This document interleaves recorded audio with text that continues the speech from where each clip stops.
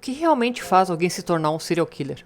Será que uma infância traumatizada é o suficiente para ligar uma chave na cabeça de alguém e essa pessoa se tornar um assassino incontrolável? Oi gente, bem-vindos ao canal, eu sou a Roberta Hoff. O caso dos garotos emasculados do Maranhão.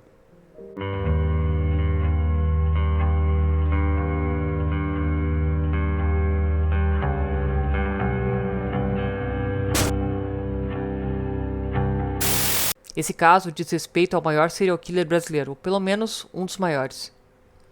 Francisco das Chagas Rodrigues de Brito nasceu em Caxias, no Maranhão, em 1964. Ele era um menino pobre, o caçula de 5 filhos de agricultores. Perdeu a mãe aos 4 anos. Foi criado pela avó materna em Altamira, no Pará, que lhe dava surras com cipó, segundo ele e uma irmã. Segundo ele também, a avó colocava um papel na parede onde ia anotando os atos merecedores de castigo. Quando chegavam a 8, o próprio garoto tinha que ir na mata buscar o cipó com o qual ele seria surrado. Ele estudou até o 4º ano do ensino fundamental e trabalhava desde a infância. Ele vendia bolos e bananas para ajudar a família. Segundo Francisco, quando ele tinha 6 anos, a avó deixou um rapaz morar na casa dela. Quando ela saía para fazer a feira, o rapaz abusava dele. Entre 1991 e 1994, ele viveu entre Altamira e a cidade de São Luís. Foi na capital maranhense que ele se casou. Teve 2 filhas. Em 1998 ele se divorciou. Ele era conhecido como um homem solitário e pobre, mas tinha a fama de bom vizinho. Francisco tinha diversas profissões, viveu de bicos, mas em dezembro de 2003, época do caso, ele era mecânico de bicicleta. Nessa época ele morava sozinho em um casebre no bairro Jardim Tropical 1, em São José de Ribamar, região metropolitana de São Luís. No dia 6 de dezembro de 2003, o Francisco convidou o garoto, Jonathan Silva Vieira, para ir com ele buscar açaí no meio do mato. Antes de seguir com Francisco, o garoto avisou a irmã mais velha onde ele ia e com quem ele iria. Depois disso, o Jonathan desapareceu. 6 dias depois, o Francisco foi preso, suspeito pelo sumiço do garoto. Ele não falava nada, sempre dizendo que não tinha feito nada de errado. A polícia ainda estava atrás de provas que incriminassem o Francisco. Só que no dia 16 de janeiro de 2004, uma ossada foi encontrada. Um exame de DNA comprovou que os restos mortais eram de Jonathan. No local, Wilton encontrou uma camiseta amarela cortada. Essa não era a primeira vez que ele via uma camiseta cortada daquele jeito, perto de uma ossada. Ele se lembrou que havia visto uma peça semelhante, cortada do mesmo jeito em uma cena de crime no ano de 2000. Wilton pesquisou nos arquivos e achou mais um caso com os mesmos elementos em 2002. Não podia ser coincidência. Provavelmente os 3 crimes estavam de algum modo conectados. Mais tarde, eles veriam que a conexão entre os 3 crimes que pareciam não ter relação entre si era o Francisco. Segundo Coutrin, a polícia só começou a questionar o mecânico sobre as outras mortes após a realização de uma perícia minuciosa, que contou com a realização de um mapeamento de GPS e foto das áreas. O mapeamento ele identificou as localidades onde eram encontrados os corpos dos garotos, sempre entre 50 ou 200 metros dos endereços onde o mecânico morava, na periferia de São Luís. Em março de 2004, finalmente a polícia vasculhou a casa de Francisco. O resultado foi assustador. Eles acharam pedaços de pele e cartilagem humana no chão de terra batida. Em um canto da casa, o solo parecia ter sido revirado. A polícia decidiu fazer uma escavação ali. Wilton disse que quando eles começaram a escavar, encontraram um corpo que estava seccionado em 2 partes. As pernas estavam amarradas com arame, tela de arame, e a outra parte, a cabeça e o tronco separados. Ele disse que era uma vítima que eles não tinham conhecimento de que estava desaparecida. Se chamava Emanuel Diego. No mesmo dia, mais um corpo foi achado. Era o corpo de Daniel, filho de Mônica Aparecida Ferreira. Francisco teve um relacionamento com a cunhada dela. Ela disse que o conhecia porque ele frequentava muito a casa dela. Ele praticamente ia todo dia lá. Às vezes ele almoçava com a família e tomava café. E só então ele ia embora. A proximidade com a vítima pode ter feito Francisco matar o garoto de apenas 4 anos, sua única vítima fora da faixa dos 8 aos 14 anos. Com a revelação de 2 corpos em sua residência, Francisco não tinha mais como negar os crimes. Ele decidiu assumir não apenas esses, mas outros assassinatos. Ele contou à polícia que matou pelo menos 28 meninos em São Luís, entre 1991 e 2003. Ele ajudou a polícia a encontrar alguns corpos ainda não encontrados. Mas não apontou onde estavam outros, e muitas mães nunca puderam localizar os filhos. Em um depoimento gravado por policiais em vídeo, ele revelou detalhes das mortes. Segundo a polícia, os demais garotos, entre 8 e 14 anos, morreram no Maranhão de forma semelhante. Os corpos com sinais de tortura e órgãos genitais retirados.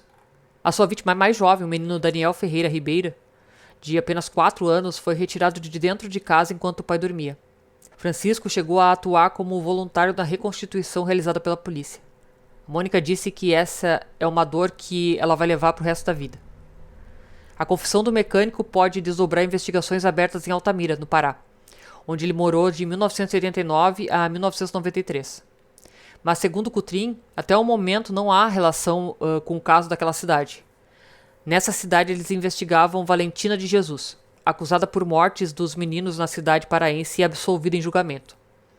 Um laudo do médico Hamilton Raposo traçou o perfil psicológico do Francisco, segundo o qual o mecânico apresenta uma psicopatia, não tem senso de autocrítica nem de culpa, e possui homoerotismo voltado para o infantil. A fixação por garotos ficou evidente nas conversas e sua assinatura nos crimes foi alvo de uma investigação mais minuciosa. Muito da mente do Francisco foi revelado, mas outras coisas permaneceram um mistério até hoje. Por que ele cortava as camisetas das crianças? Ele abusava sexualmente das vítimas? No início ninguém imaginou a possibilidade de assassinatos em série. O promotor de justiça Samarone de Souza Maia disse que eles estavam trabalhando com hipóteses de tráfico de órgãos, magia negra e até de ações de terror.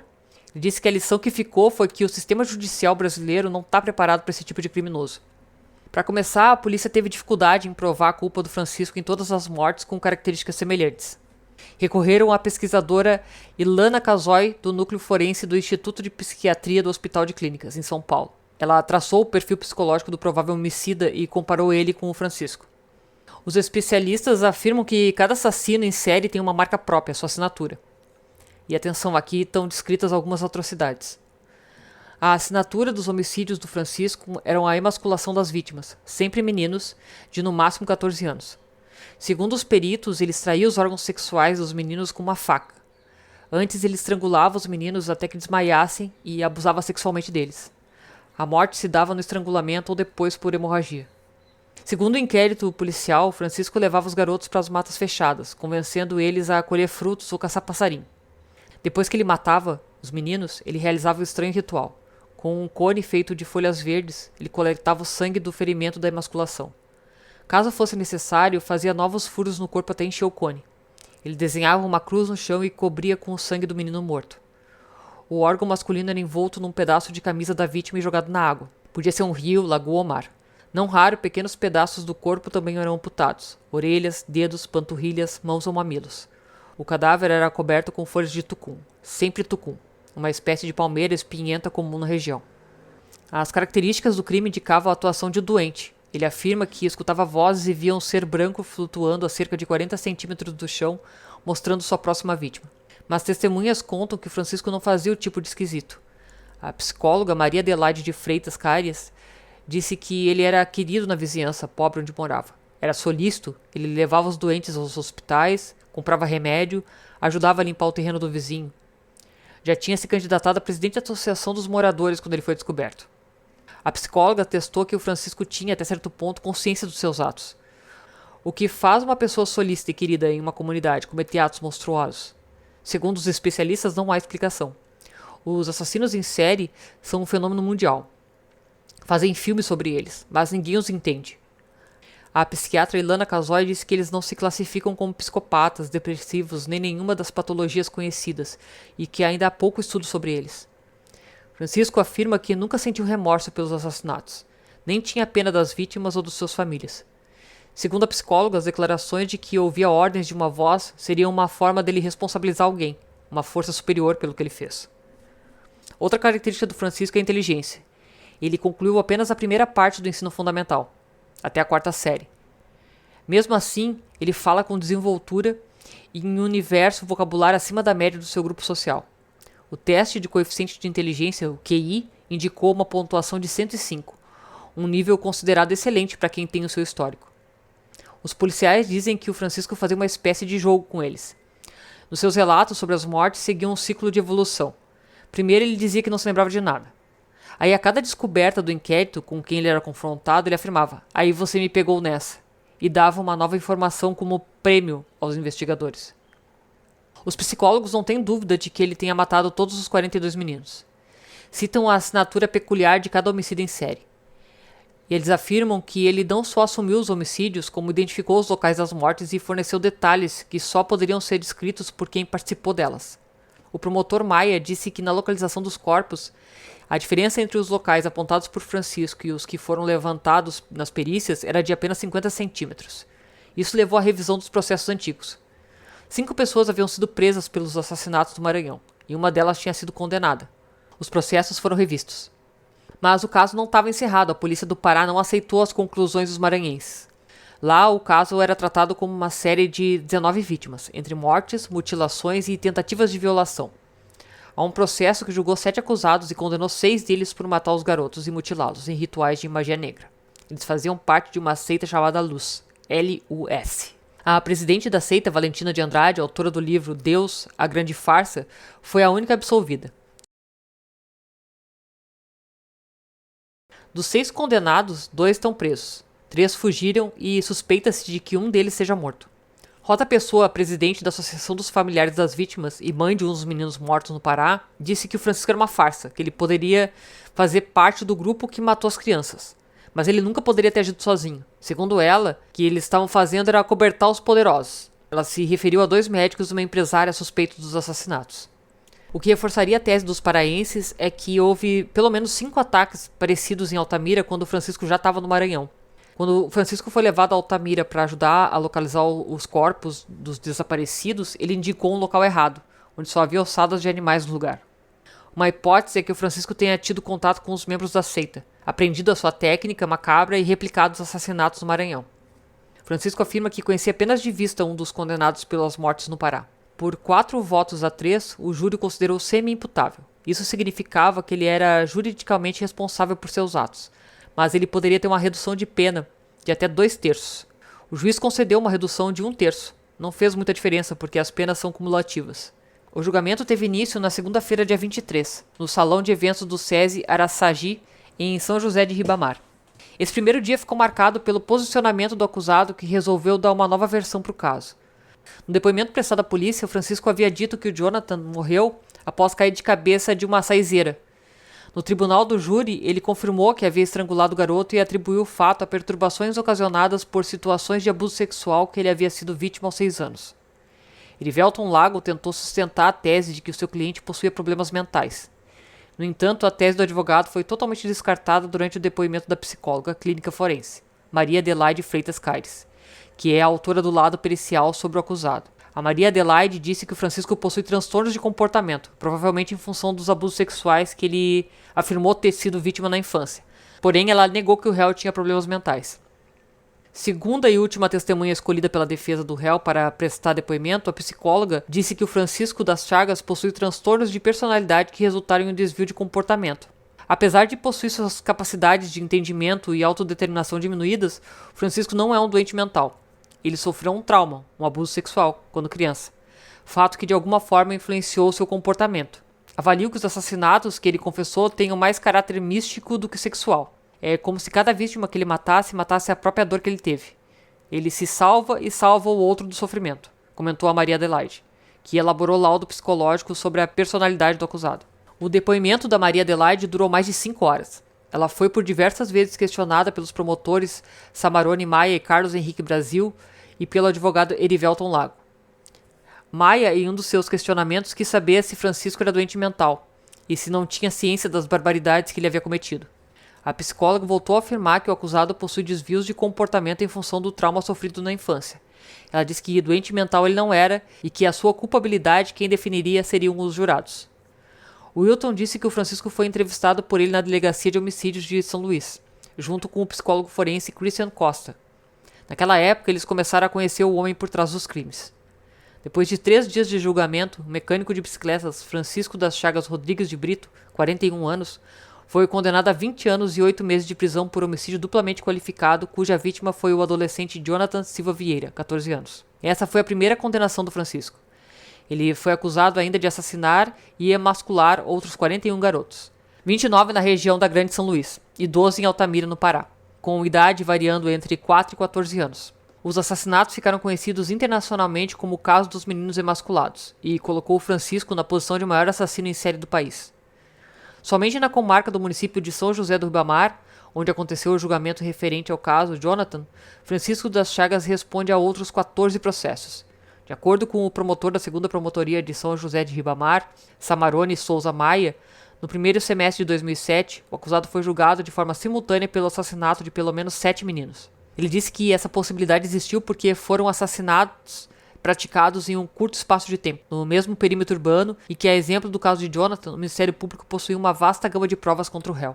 Samarone disse que, nos 7 processos que foram julgados de forma simultânea, o Ministério Público abordou a tese da semi-imputabilidade, a mesma usada no caso do Jonathan. A pena inicial seria de 32 anos, 29 pelo assassinato e emasculação de Jonathan, e mais 3 por ocultação de cadáver. Francisco, porém, é considerado semi-imputável, conforme foi constatado em laudos psiquiátricos emitidos no decorrer do processo. Segundo esses laudos, o Francisco teria transtornos sociais e de personalidade. Ele também tem dificuldade de entender ou de demonstrar emoção. Isso é, embora capaz de entender que os crimes que ele praticou são errados, ele não consegue evitar. Da pena que seria cumprida pelo ex-mecânico de bicicletas, 19 anos são pelo assassinato e 1 ano e 8 meses pela ocultação de cadáver. Toda a sentença deverá ser cumprida em regime fechado. A defesa chegou a solicitar a imputabilidade total de Francisco para que ele fosse internado numa clínica psiquiátrica. Entretanto, a defesa aceitou a tese do Ministério Público e anunciou que não vai recorrer da decisão. Ao final do julgamento, o advogado de defesa, Erivelton Lago, manifestou inclusive desejo de abandonar a defesa do Francisco. Não sabemos ainda por que o Francisco matava, mas ele foi uma criança abandonada pelo pai e pela mãe muito cedo. Foi entregue à avó para ser criado num lugar isolado, com quase nenhum relacionamento social. O isolamento costuma ser uma característica comum na infância e na adolescência de um serial killer. A avó dele tinha traços de sadismo, e tudo indicava que o Francisco era espancado com frequência. Também torturado emocionalmente. A avó mantinha um papel na parede onde anotava as atitudes que ela achava que mereciam castigo. Sempre que a soma chegava a 8, vinha a surra. Imagina o que se passava na cabeça de uma criança de 5, 6 anos quando as anotações atingiam 4 ou 5 itens. Imagina que a avó iria pegá-lo pelas pernas, virá-lo de ponta cabeça, colocar o pé no pescoço dele e surrá-lo com um cipó triplo, que ele próprio era obrigado a cortar. Devia ser uma tensão enorme. Não há informações claras de que o Francisco tenha sofrido abusos sexuais, mas eles ocorreram em 82% dos casos de indivíduos que se tornaram serial killers. Para as mães, a dor de perder o filho é uma lembrança diária, uma mutilação para toda a vida. Mônica Regina Ferreira, mãe de Daniel, a vítima mais jovem de Francisco das Chagas, disse que ela vive só metade da sua vida depois da perda do filho. Muitas mães não tiveram sequer a chance de enterrar os filhos. Grande parte passou anos sem ter uma resposta das autoridades sobre o que tinha acontecido. A Mônica disse que as mães iam para a delegacia fazer um BO dos filhos desaparecidos e os policiais não acreditavam. Eles falavam da delegacia que seus filhos estavam por aí usando drogas. São 28 mães, 28 maneiras de lidar com o luto e uma perda para a qual ninguém está preparado. O sentimento de revolta é presente, a indignação também. O assessor da Secretaria Especial de Direitos Humanos da Presidência da República, Omar Clich, acompanhou os 2 últimos dias do julgamento de Francisco das Chagas. De acordo com ele, o Estado brasileiro tem até dezembro para cumprir o acordo firmado esse ano na Comissão de Direitos Humanos da Organização dos Estados Americanos, a OEA. As medidas que o Brasil se comprometeu a cumprir eram várias. A punição do Francisco, indenizações aos familiares e as chamadas medidas de não repetição, como o treinamento de policiais e programas de combate à violência sexual contra crianças e adolescentes. Para que o acordo fosse celebrado, o governo do Maranhão, na época, teve que registrar que reconhece a insuficiência de resultados positivos de anteriores linhas de investigação em comparação com o atual estado de apuração, admitindo equívocos e dificuldades na necessária solução imediata dos casos, conforme consta no acordo de solução amistosa. Na prática, as mães passaram a receber uma pensão mensal, que hoje se tornou vitalícia, de um salário mínimo, e ganharam uma nova casa do governo estadual, todas no mesmo bairro. O local ganhou o nome de Vila das Mães. Mônica, mãe de Daniel, diz que ele foi tirado da cama pelo assassino enquanto dormia. Ela disse que não supera o fato do filho ter sido arrancado dela e morto por alguém que deveria cuidar dele, alguém que o menino chamava de tio. Rita de Cássia foi a última mãe a perder o filho assassinado por Francisco. Por causa do crime contra Jonathan, que na época que tinha 14 anos, o assassino foi pego pela polícia. Ela disse que a sua vida agora era só tristeza. Ela disse que não queria nada do governo, não queria dinheiro. Ela disse que ela e as outras 27 mães trocariam tudo para terem seus filhos de volta. Francisco foi condenado a 108 anos de prisão sem possibilidade de liberdade condicional. Serial killer é sempre um assunto que me deixa chocada. E o tipo de ritual que esse homem fazia era algo que eu não acreditaria se não tivessem provas. Parece muito roteiro de filme de terror. Bom, gente, esse foi o caso de hoje. Deixa um like, que me ajuda muito. Não esquece de se inscrever no canal, caso ainda não seja inscrito. Ativa o sininho das notificações para saber quando eu postar vídeos novos. Compartilha com quem você acha que se interessa por esse tipo de conteúdo. Fiquem bem, se cuidem e beijos.